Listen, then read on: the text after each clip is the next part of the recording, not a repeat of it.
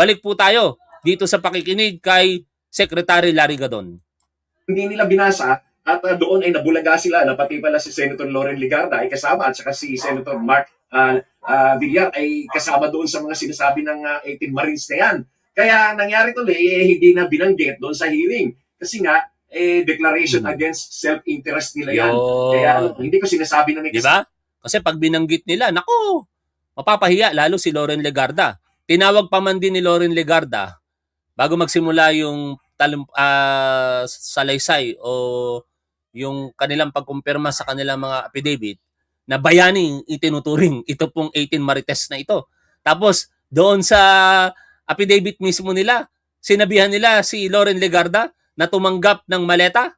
Pero again, dahil nga po kakampi na nila nga, hindi na po nila yung binanggit sa nakaraang hearing. Doon mo makikita na ang target lamang talaga ng hearing na yon, bogus hearing na yon, ni Rodante Marcoleta at Alan Peter Cayetano at iba pang mga senador doon, ay ang kanilang mga kalaban partikular diyan po sa Senado.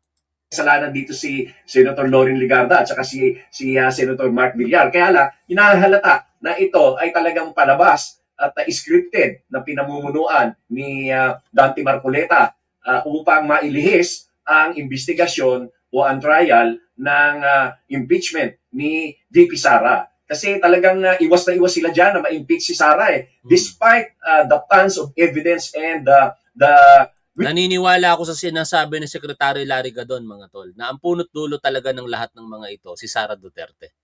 No?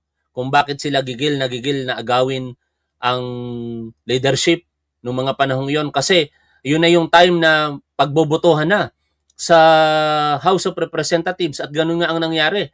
Nakakuha po ng mahigit sa 260 votes para ma-impeach sa ikalawang pagkakataon itong si Sara Duterte. At instead na doon mapokus ang isipan ng taong bayan, napokus doon sa pang-aagaw ng liderato nitong sina Alan Peter Cayetano sa noon ay Senate President na si Tito Soto. Witnesses dyan sa kaso ng impeachment ni VP Sara na yan, gusto pa rin nilang harangin ito at gusto nilang i-acquit at i-dismiss ang kaso. Talaga namang kawalangyaan na yan, panluloko na sa ating mga Pilipino. Hindi na talaga natin masisikmura yung ganyan. Kaya mga kababayan, bantayan natin ang kilos nitong grupo na ito na talagang nagkukunwari na naglilikod bayan. Yun pala ay mga kampi sa magnanakaw.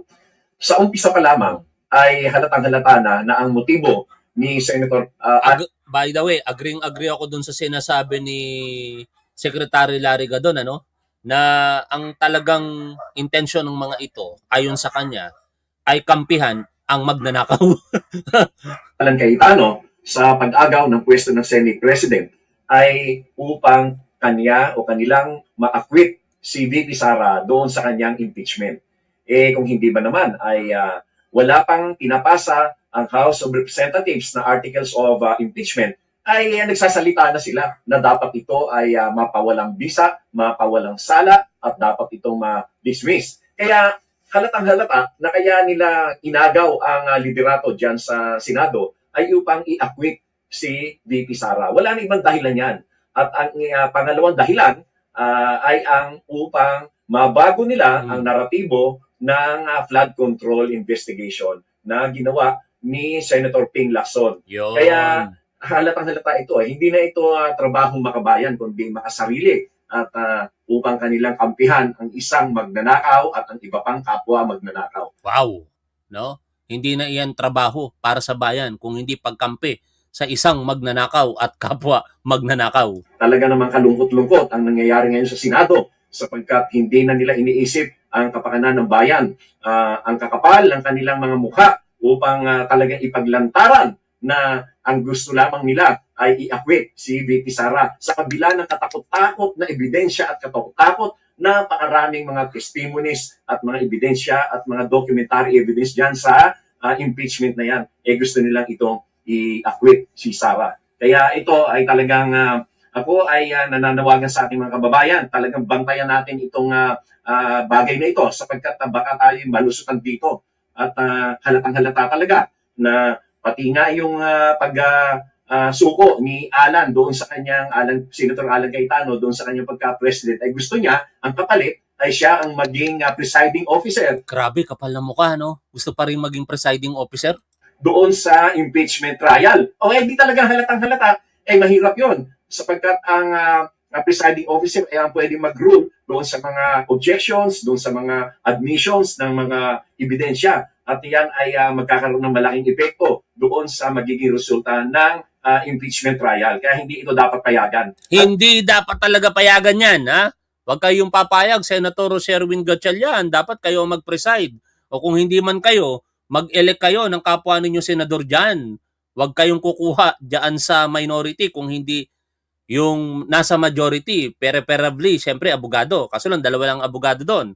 Si Chis Escudero o kaya itong si Kiko Pangilinan. Pag si Chis Escudero, baka ma-forthwith na naman. Pero malamang sa malamang, hindi na mga tol. Pero kung sakaling mag-elect kayo, sana si Kiko Pangilinan lamang para sigurado. Halatang halata na ang pakay talaga dito ay i-acquit si VP Sara at burahin ang mga naratibo ng tunay na investigasyon dito sa flood control scam. Yan po. Ang bogus. Yan po ang pahayag ni Secretary Larry Gadon. At syempre, nag-react pong muli ang palasyo sa pamamagitan po ng Palace Press Officer natin na si Undersecretary Claire Castro. Kanina may interview po sa kanya regarding sa mga paratang nito pong si Alan Peter Cayetano. Pakinggan po natin si Undersecretary Claire Castro dito.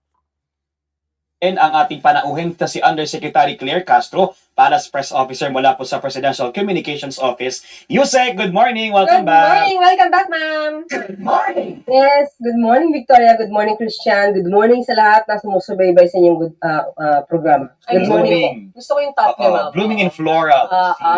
Very fresh.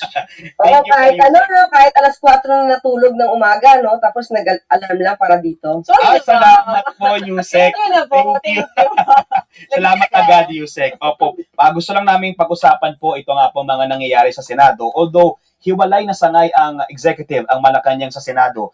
Pero kahapon po ang pinakabagong lumutang na mga pahayag, si mismong Senator Alan Peter Cayetano ay mayroon pong akusasyon sa Malacanang. At kung pwede ko pong basahin, inaakusahan niya yung Malacanang, pati yung mga kaalyado daw po na nanggugulo sa Senado. Kaya nauwi daw po sa deadlock yung liderato ng Senado. Ano pong pahayag niyo dun, ma'am? Alam nyo, lahat na siguro ng kasalanan, ipapahid lagi sa Malacanang at ang malinis ay si Senator Alan Cayetano. So, kita naman natin. Natawa ako dito sa post ni Senator Lacson. Mga tol, i-share ko lamang po sa inyo, ha?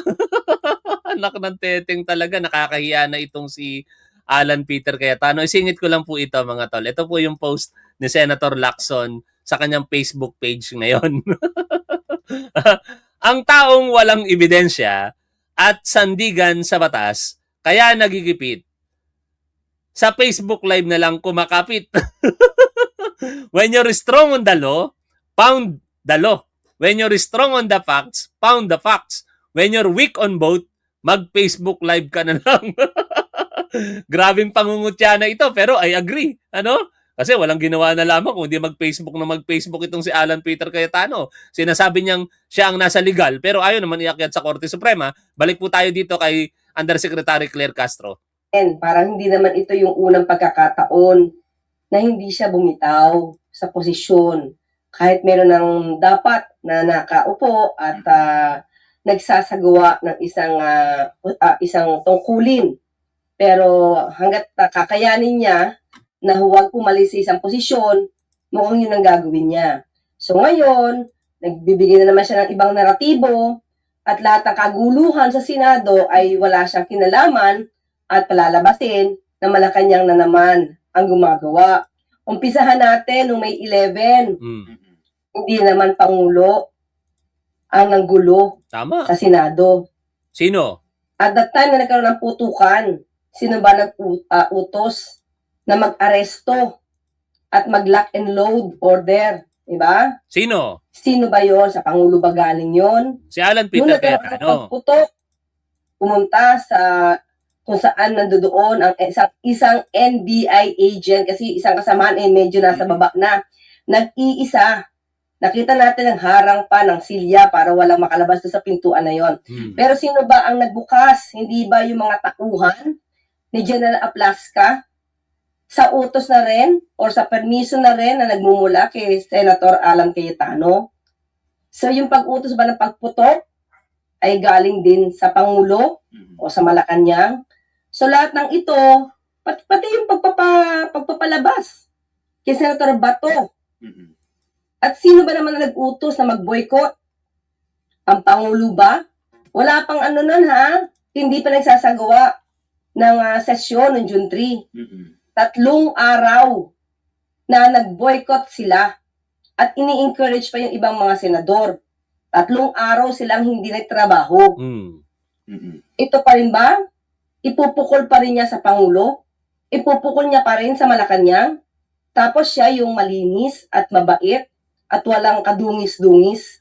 Tama ba naman yan ang gawing naratibo sa mga tao na ngayon ay gulong-gulo dahil sa kaguluhan dyan sa Senado?